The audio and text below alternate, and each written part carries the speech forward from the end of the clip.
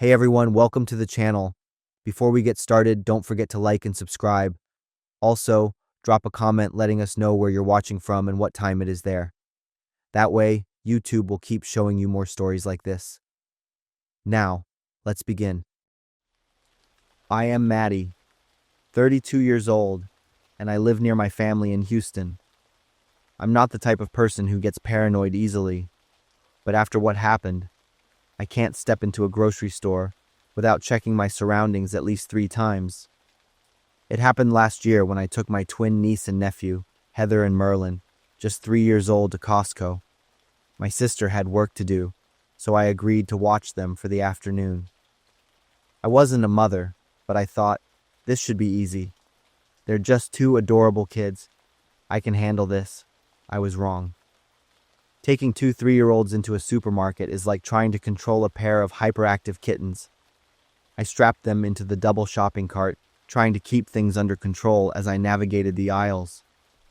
The kids chattered away, pointing at everything, while I focused on getting in and out as quickly as possible. And then, I noticed her. A middle-aged woman with curly blonde hair, wearing a long beige coat. She stood at the end of the aisle, staring at me and the kids. At first, I assumed she was just absent-mindedly looking in our direction, but when I moved to the next aisle, she was there again, still standing, still watching. That's when I started to feel uneasy. I tried to ignore her and continued shopping, but a few minutes later, as I turned to grab a carton of milk, she was suddenly right behind me. She smiled. "They're adorable." I forced a polite smile. "Thank you."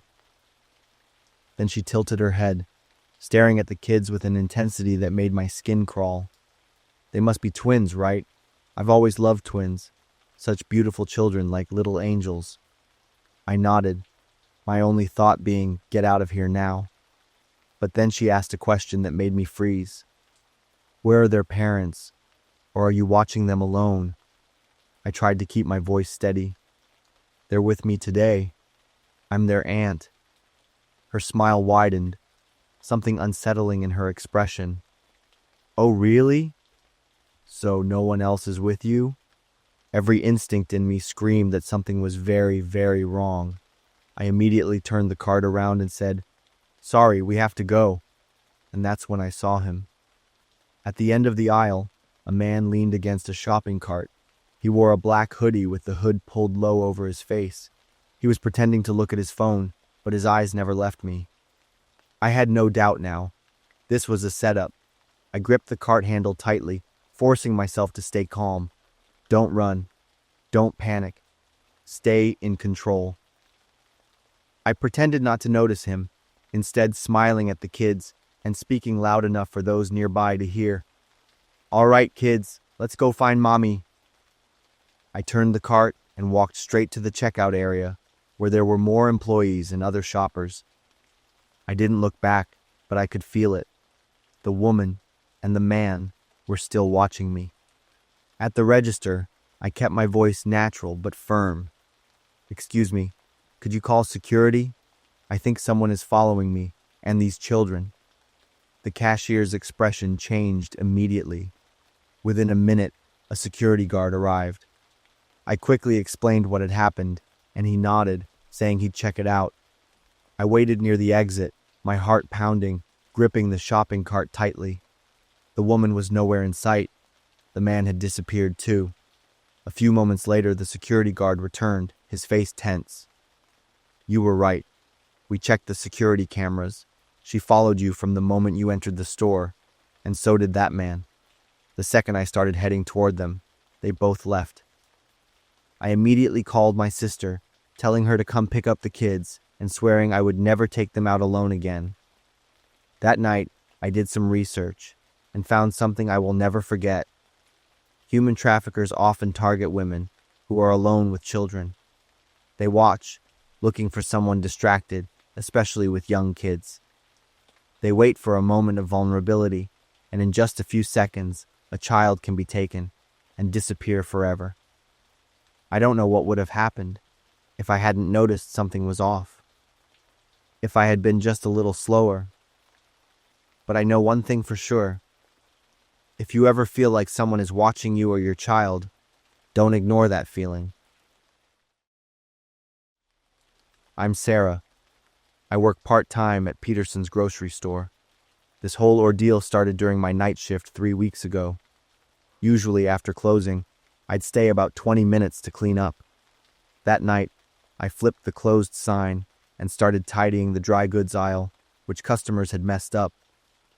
The hum of machinery was steady, blending with the occasional car passing by on the street. I liked this quiet. No grumpy Mr. Peterson, no customers asking questions. I was wiping down the meat counter in the back when I heard a noise. I froze, cloth still in hand. Listening for a few more seconds, I pinpointed it as a metallic sound, like someone prying at a door. I switched off the back lights and tiptoed out. Through the main door's glass, I saw 2 figures. One was tall, the other shorter. Robbers, I thought. My first instinct was to call the police, but then I realized I'd left my phone in the cash register drawer. To get my phone, I'd have to pass the main door, right where they were. I took a risk, crawling along the floor towards the cash register. Suddenly, I heard a click. They'd opened the lock. I quickly ducked behind the counter. My heart pounded in my chest, and I bit my lip to keep from breathing too loudly. From my hiding spot, I saw 2 pairs of feet step inside. 1 pair of worn black leather shoes, 1 pair of white athletic shoes. They closed the door carefully. I peered through the reflective glass of the refrigerator. They both carried backpacks, and their hands held long objects.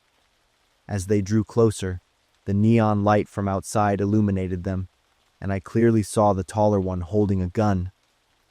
I pressed myself into the darkest corner behind the counter, making myself as small as possible. They didn't pay attention to the shelves, but went straight to the cash register. Their footsteps stopped right beside me. I held my breath, knees pressed to my chest, arms wrapped tightly around myself, feeling my heartbeat stronger than ever. If he just bent down, I knew I would die. A few seconds later, their footsteps echoed again, moving further from where I was hiding. It seemed they'd found the owner's safe. For the next 10 minutes, there were sounds of drilling, sawing, and muffled whispers. My legs were going numb from crouching. My neck ached from craning my head to listen. But I didn't dare move. From how they talked to each other, I thought they seemed very professional. They knew exactly what they were doing, with calmness and a plan. I thought about how to escape. The back door could be opened from the inside, but I'd have to pass where they were.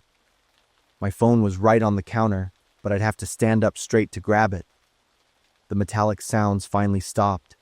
The safe had been opened. It was almost over. They'd take the money and leave. I would survive. But unexpectedly, the phone on the counter rang. My body froze, my eyes wide with shock. The 2 robbers went silent instantly. Their footsteps moved quickly closer to me. I guessed it was the owner calling. He occasionally called to check in or ask if I'd gotten home, but not now. His concern could kill me. The phone stopped ringing.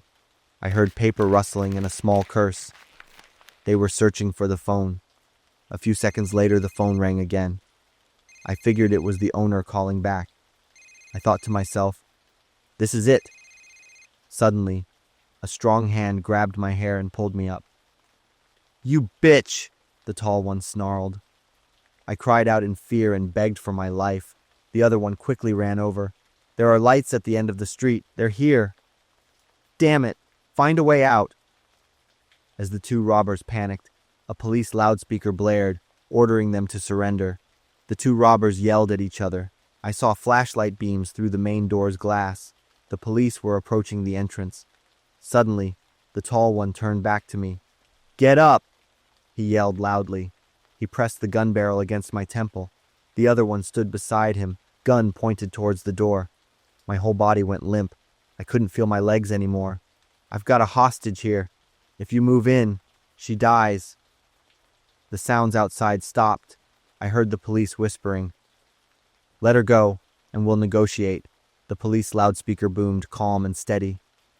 "I want a car and no police at the back exit of the store." The shorter one beside him seemed worried.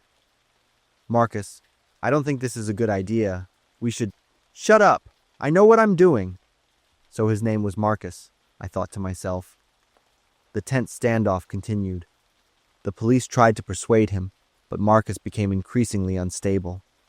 Fear had completely paralyzed my ability to react. The shorter one suddenly lunged towards the door. As soon as the door opened, he was shot, falling instantly. Marcus watched, his eyes red with rage. In the very next second, another gunshot rang out loudly. The gun flew from Marcus's hand, and the police immediately stormed in. Marcus was completely surprised and caught off guard. He was quickly subdued and handcuffed. I collapsed to the floor, unable to move or answer any of the police's questions. I was taken to the hospital for a health checkup and psychological support. It took many days for my mind to return to normal. Through the news, I learned their names were Marcus Webb, 45, and Danny Chen, 19. Marcus had a criminal record for theft and is now detained, facing several serious charges. Danny was a college dropout and a first-time offender. He didn't make it. I think in that last moment Danny wanted to run out to surrender. I still vividly remember the guilt and worry in his eyes. I later learned more details about how the police arrived so quickly. It turned out that after Mr. Peterson called me, he checked the surveillance cameras. He immediately called the police and provided detailed information about the situation. He saved my life. I thanked Mr. Peterson and resigned from the grocery store. I found an administrative job where there were more people around. I can't stop thinking about the moment I became a hostage, about the complete paralysis I felt when facing death. Nightmares still often appear, but I'm slowly learning to overcome that fear. I remember the first time I met David was on a cold March morning when I walked into Kroger for an interview for a new position. The manager was guiding me around the supermarket when we came across him. He was stacking cereal boxes on the shelf. "Ah, this is David," the manager introduced. "He's been working here for nearly 7 years, one of our hardest working employees." "I'm Daria, 26 years old, just moved to Massachusetts with my family." I introduced myself. David nodded at me coolly. I started working at Kroger that very day. Gradually, I realized that David didn't talk much with the other employees. David is the type of person who isolates himself, one coworker whispered to me during a break. He does his job, doesn't cause trouble, but he's not close with anyone. One day, while we were both stocking shelves in the back, I decided to break the silence. "What do you usually do on your days off, David?" He looked up, surprised by the question, or maybe it was because I had used his name. "I do YouTube." His voice was soft. "Really? What's your channel?" I was genuinely curious. He hesitated, then pulled out his phone and opened a page. Secret Shadow David. I've had it since high school. For the first time, I saw David not as cold or strange as everyone said. We became closer from that moment on. That night, I searched for his channel. Secret Shadow. David had about 3,000 subscribers, not a lot, but not small for an independent channel. The first video I watched was a short vlog about his daily life. David spoke to the camera much more naturally than he did in person. He even joked around, with a bright smile that I'd never seen at the supermarket. We started chatting more during breaks, mainly about YouTube and the content creation process. I discovered that David was very smart and had a sense of humor that most people wouldn't notice. I gradually became a loyal viewer of Secret Shadow David's channel. I enjoyed seeing the subtle changes on his face every time I mentioned a specific detail from the video. It felt like I was the only one who truly saw him. I started watching older videos on David's channel. That's when I began to notice something strange. Then I found a video called Thoughts on Control from 13 months ago. David was sitting in a dark room, only one light shining on his face from below. "Have you ever thought about how fate is decided?" he asked. "I think about it all the time. Is everything predetermined? Or is everything just random? He pulled a coin out of his pocket. Sometimes I wonder if our entire lives could be decided by something as simple as a coin flip. Heads or tails, live or die. David tossed the coin into the air. When it fell, he slapped his hand on it, but didn't show the result to the viewers. Instead, he looked directly into the camera with a strange smile. Maybe we don't need to know the result right now. The video ended abruptly, leaving me feeling confused. I wasn't sure whether to ask David about these videos or if this was just a dark phase he'd gotten through. I decided not to bring them up. Until one day, 3 months after I started working at Kroger, David posted a new video titled Randomness and Fate. I've been thinking a lot about how our lives are shaped, about where we work, who we meet, like where I work. He paused, smiling lightly. Kroger, where I've spent almost 7 years of my life, or my home, where I shoot these videos. This was the first time he had specifically mentioned our workplace. David pulled a coin from his pocket. I think it's time to decide. Tails, my home. Heads, the Kroger supermarket. He tossed the coin into the air. It spun in the air, the camera light flashing as it fell into his hand. David looked down, then looked up at me with a bright but cold smile. See you on July 6th. The video ended abruptly, leaving an uneasy feeling in me. The next day at Kroger, I tried to act normal when I saw David. He was still the same as always, quiet, hardworking, with a small smile when we crossed paths. I decided I had to say something, but I didn't know where to begin. Hey David, I watched your new video. And then what? Accuse him of planning something terrible? What if I was wrong? I decided to take a different approach. David, would you like to go for coffee after work? I really enjoy your videos, and I have a few ideas I'd like to discuss about your YouTube channel. He looked at me, slightly surprised, then nodded. Sure, I think that's fine. We met at a nearby coffee shop after work. I tried to keep the conversation light, talking about his funny videos, and gradually moved on to the more recent ones. Your latest video was really impressive, I said, carefully observing his reaction. About randomness and fate. Have you thought about that topic a lot? Do you ever feel like everything is beyond your control? Like every decision is made by someone else? I took a deep breath. What is 7/6, David? In your video? He looked back at me, a small smile forming on his lips. It's just an important day. The conversation continued, but I couldn't get more information about the July 6th date or his intentions. 2 more days passed in a state of anxiety. David didn't come to work, which wasn't unusual since he often had midweek days off. But with every hour that passed, I became more certain that something was wrong. I thought about reporting it to the police, but what could I say? That a coworker posted a strange YouTube video mentioning our workplace and a specific day. There was no direct threat, nothing specific, just a feeling that something was off. The night before July 6th, I hardly slept. I re-watched all of David's videos from the last 6 months. On the morning of July 6th, I arrived at Kroger 2 hours before my shift, hoping to meet David and talk to him before anything happened. The supermarket had just opened, with only a few customers. I walked around the aisles and back room, but there was no sign of David. Marcus was at the register, checking the books as usual. Then I saw him. David had just walked in through the front door, wearing a long black coat despite the warm weather. He moved slowly, his gaze fixed on Marcus, an eerie calmness about him. I stood frozen, unable to believe what I was witnessing. David reached into his coat and pulled out a gun. I saw Marcus look up, his eyes widening as he saw David approaching. David raised the gun, his smile unshaken. No hesitation. "David!" No! I yelled, running toward them. A loud bang echoed in the confined space of the supermarket. Then a second shot.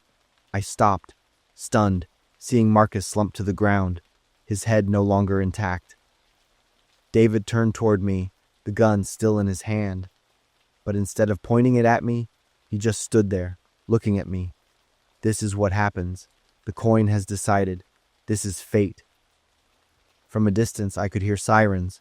Someone had called them. David seemed to hear it too. He looked down at the gun in his hand, then back at me. "Thanks for watching my videos," he said. "Thanks for truly seeing me. No one else did." Then, before I could say anything else, David turned the gun on himself and pulled the trigger. His tall, thin body collapsed to the floor, twitching for a few seconds before lying still. I knelt beside him, too shocked to cry or scream. In David's coat pocket, something was sticking out. I reached for it, a coin, the same coin from his video. I flipped it over and saw that both sides were the same, a rigged coin. The following week, the police interviewed me about my relationship with David and what I knew. I told them about the YouTube videos, about the signs I had missed or misunderstood. They found David's journals, detailing the years of abuse from childhood, isolation, and the growing hatred for Marcus, whom he felt had intentionally humiliated him. David's YouTube channel was deleted. Kroger closed for a week, then reopened with a small memorial for Marcus. No one mentioned David. I wonder if things could have turned out differently if someone had shown empathy and understood David sooner. Sometimes, I still wonder how many other people out there, behind the screens, with small smiles and silent cries for help, are never heard. I am Marie, 28 years old, and I have been living alone in the city of Fresno for nearly 8 years. I never thought that working at the bakery counter in a Walmart supermarket could turn into a lifelong obsession. I had been working here for over 3 years, starting every day early in the morning when the store was still quiet. It was a routine job with flour, ovens, the delicious smell of fresh bread, and brief conversations with co-workers.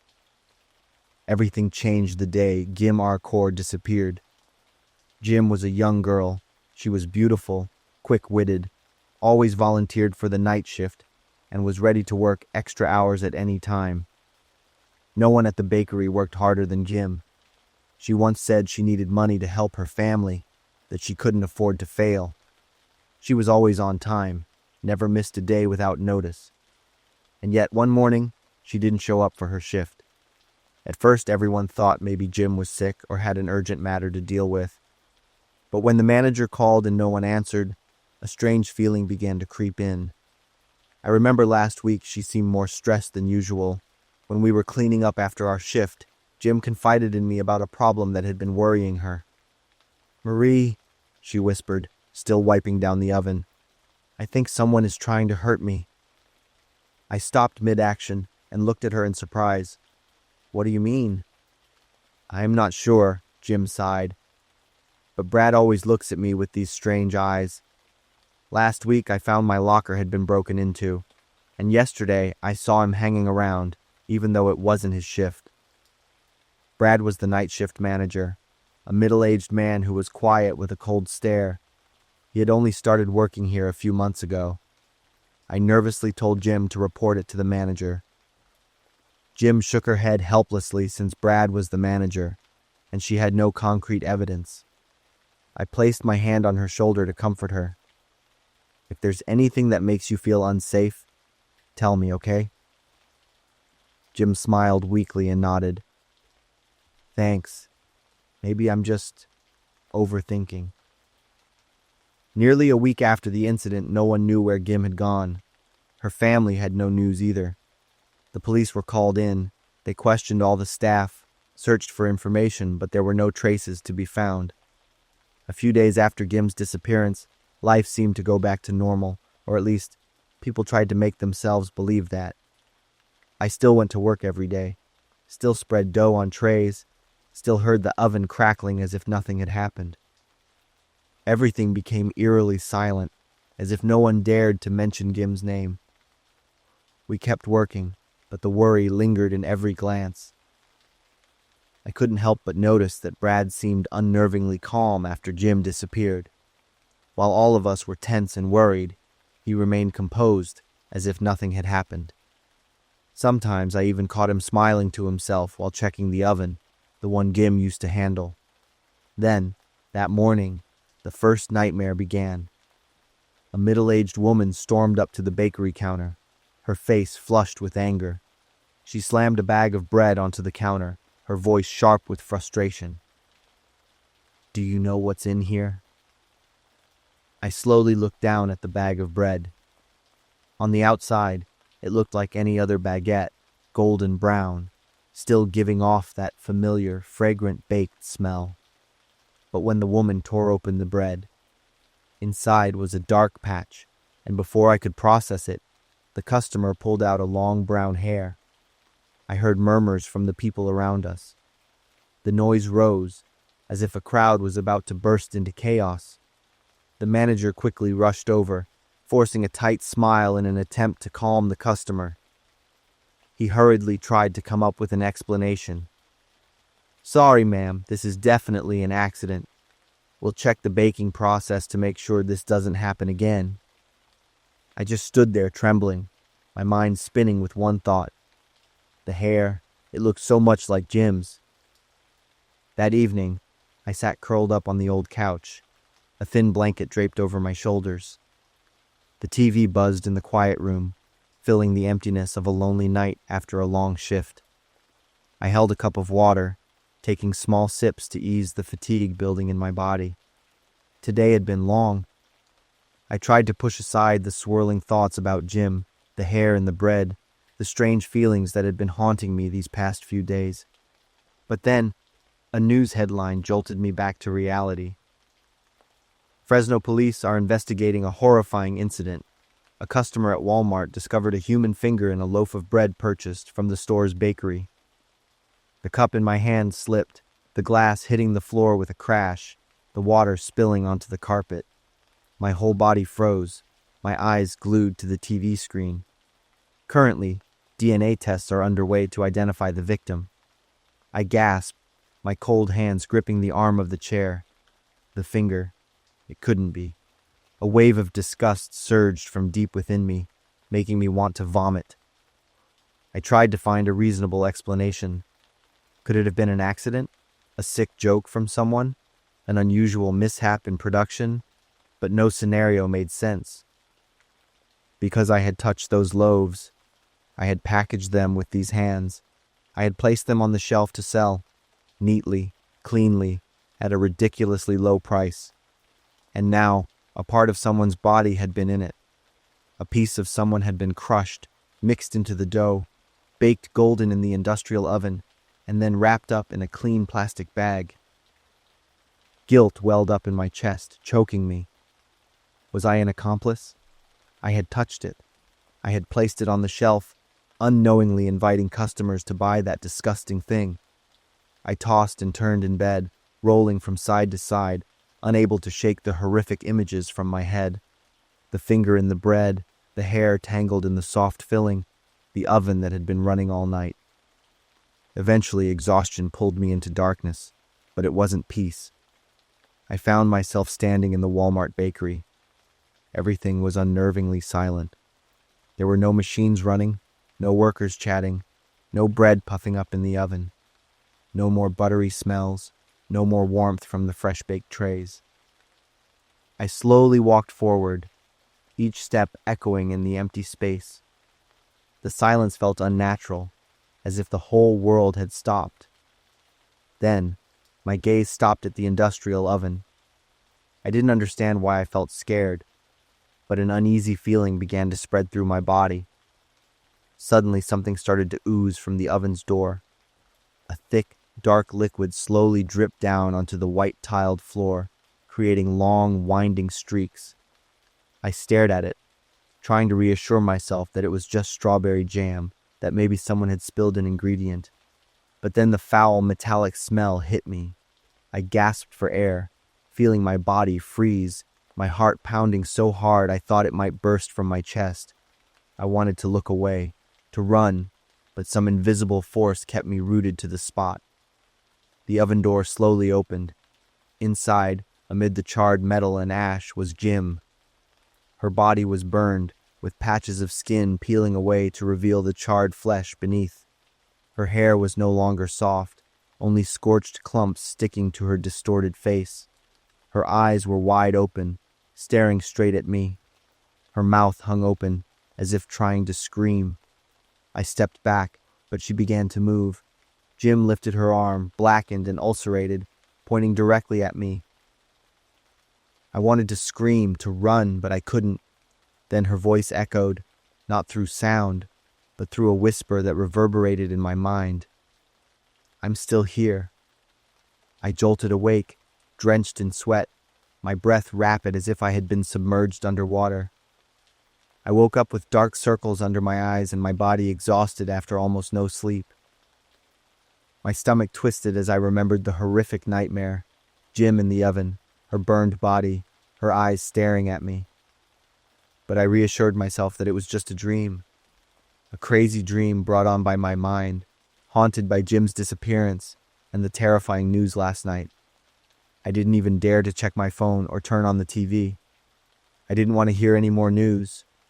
When I entered Walmart, the atmosphere was eerily strange. People were gathered in small groups, whispering to each other, their faces all marked with a sense of shock. My heart pounded heavily, each beat hard to breathe with. A bad feeling crept into my cells. Then I heard a sentence that made my whole world crumble. "The police have confirmed. It's Gim." My legs felt weak. I leaned against the bakery counter to steady myself, but the dizziness in my head didn't fade. The finger in the bread. It was Jim's. The air in the supermarket seemed to thicken, making it hard to breathe. Everything in the bakery, trays, flour, freshly baked loaves, all twisted in my eyes. The industrial oven was dismantled shortly after. Walmart closed for several weeks for the investigation. But no one knew the true story. A part of me wanted to believe it was just a terrible mistake, that no one could be cruel enough to do something like that. But the rest of me couldn't believe it. I no longer work at Walmart.